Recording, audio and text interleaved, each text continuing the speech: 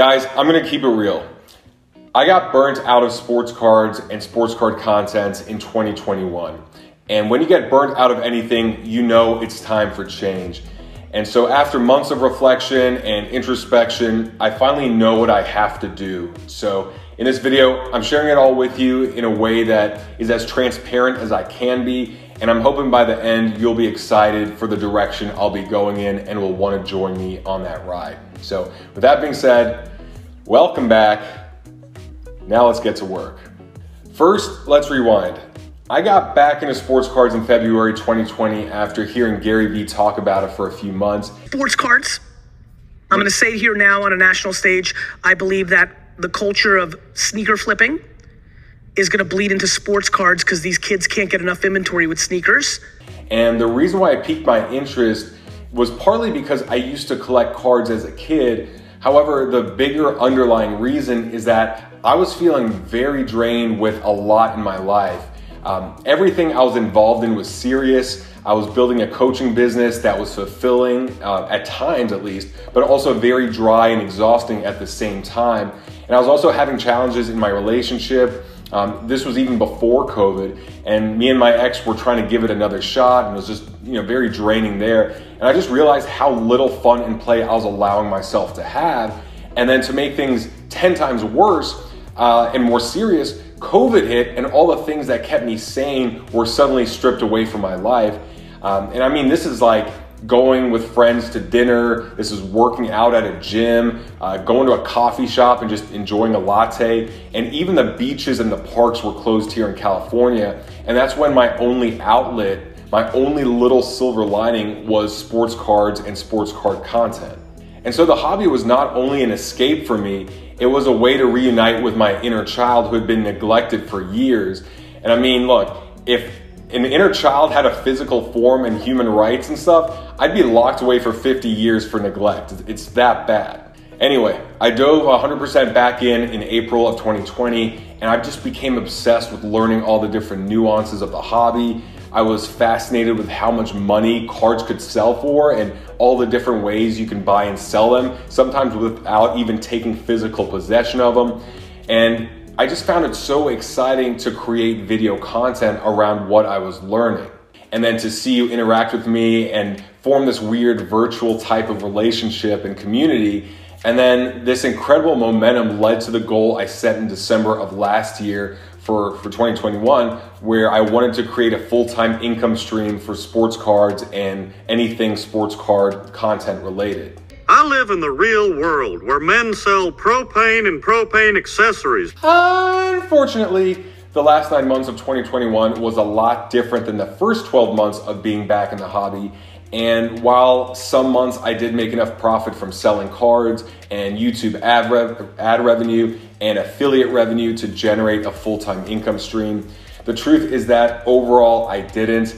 And that's because I'm still holding a lot of my cards from almost a year ago that never climbed in value, and I was a bit too stubborn to let go of them at a loss. And now, as we enter 2022, the card market is way different. The hysteria around cards has disappeared, at least for now. People are smarter, and profit margins in most categories of cards aren't ludicrous like what we saw early in 2021 and back in August of 2020. Plus, content creation isn't nearly as exciting for me now as when everything was closed and we had to be stuck inside of our homes and more than likely stuck behind a computer screen as well. And so I had to do some self-reflection and ask myself, what do I want to do going forward? What needs to change? What will make this fun and exciting again? And what would make this fulfilling as well and not just superficial?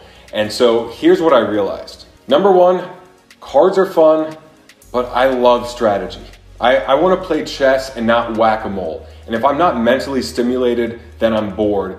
And that's just me. And I even have that in my Hinge profile. And it serves as a very, very effective filter here in LA.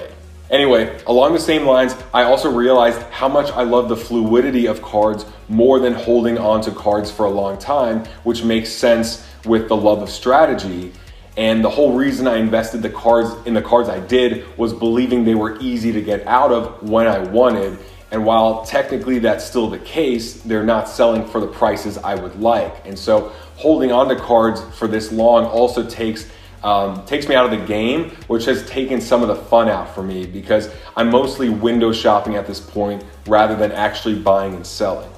And then on the content side, a few things I became aware of is that creating content during quarantine brought me a sense of connection when there was very little connection for most people. But now, sitting in front of my laptop for hours and hours by myself, writing these episodes and editing in embarrassing pictures of Dustin, it's just not bringing as much joy as it once did. And I'm actually feeling disconnected from people because I'm glued to a screen while business and society is open again. So the good news is that these realizations reinforce why I love doing the off-centered live stream with Dustin every week. It's a way to interact live with him and our guest if we have one, and then of course with you. And what's cool is that whether we're buying cards or selling cards or just holding what we have, it's a lot of fun just to talk about the hobby and what we're seeing and what we're hearing and going back and forth on different ideas and different pieces of news. That's why I'm also really excited to work with one of the best podcast producers here in LA, who happens to be a huge card collector himself. He's launched numerous celebrity podcasts, and we are working on a project that will feature a lot of the movers and shakers of the industry. So hopefully we could bring you a really high quality product.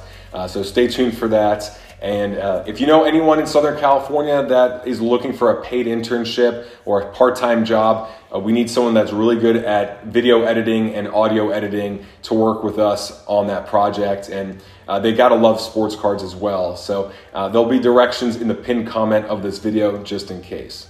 And so anyway, I had to ask myself what would make me feel fulfilled. And really, I think it goes all the way back to when I was a chubby and insecure kid, and then I was able to lose weight. And because of it, I gained confidence and then eventually even started a career in modeling. And I'm not saying that to try and sound cool, because it was a lot of rejection and it was not very glamorous and much tougher than you might imagine. But just because I know at my core that creating transformation in our physical health, our mindset, our emotional well-being, our relationships, our spiritual connection, this is the stuff that has done the most good for me in my life, and on a much more profound level than buying any physical possession. And so that's why I believe I have this burning desire to really empower and inspire others. And it's the reason why I became a NASM certified personal trainer years ago. It's the reason why I became a financial coach back in 2019. And it's also why it's so tough for me to create content that doesn't have a learning lesson attached to it. Because if it's just surface level, then I don't feel like I'm serving you in the most impactful way. And if I feel like I'm capable of offering something deeper, then I feel obligated to do so. And so I'm feeling really inspired to focus on my coaching practice again and help others in the same way that I've been helped by mentors and coaches over the last 10, 15 years. And I've also benefited and continue to benefit a ton from men's masterminds and accountability groups that have gotten me to get a sense of clarity and help me form a game plan to achieve my goals, but more importantly, hold me to a higher standard and make sure that I'm actually executing on what I say I will. Because at the end of the day, it's really easy to let ourselves down and justify why we don't do something even though we say we would. But it's a lot tougher to let others down, knowing we'll have to explain ourselves to a group of people that have higher expectations of us than we might have of ourselves. And I mention all this because at the end of the day, outside of cards, we're all people trying to live our best and most fulfilled lives. And we all have goals and dreams and people we love and we want to provide for them. And it all goes way deeper than just this hobby. And very few of us have the circle of people that will actually hold us to our word and challenge us to step up. And I know that before I was involved with these groups, the last time I had a sense of brotherhood and accountability was actually in college and in my fraternity. So shout out to any Sigma Chi's out there. But as we get rolling into the new year, there's a good chance that you either have bad habits you want to drop or good habits you want to form or just goals you want to achieve and things you'd like to change.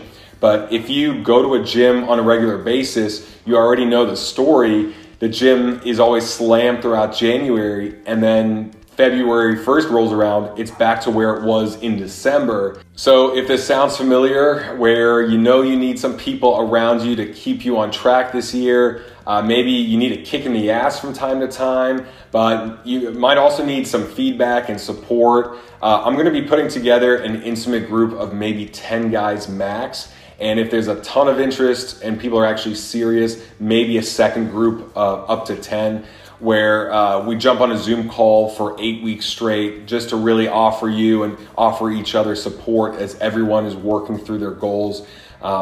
Maybe it's starting a side hustle, or waking up early to work out every day, or quitting smoking or drinking, or eating healthier, or other goals that are really tough to achieve without real good support. So if you have some big goals in either your personal life or professional life for you this year that you're serious about achieving, and you think you could benefit from getting some support from me and others in the hobby that are also serious about achieving their goals, then check the pinned comment under this video for a link to get more information, because I'm just really excited to offer this type of value to you. And I know it's a pretty sharp turn for a collectible based hobby, but again, if I feel obligated to offer anything and everything I've found that has positively impacted my life. And so if I could help you in really meaningful ways outside of just helping you avoid making bad card investments, then I feel way more fulfilled because of it. Guys, thanks so much for joining me on this journey. I am super excited to share this new podcast project with you, and we'll let you know when I have more details. And hopefully I'll start interacting with you face to face every week and seeing you hit new levels in your own life.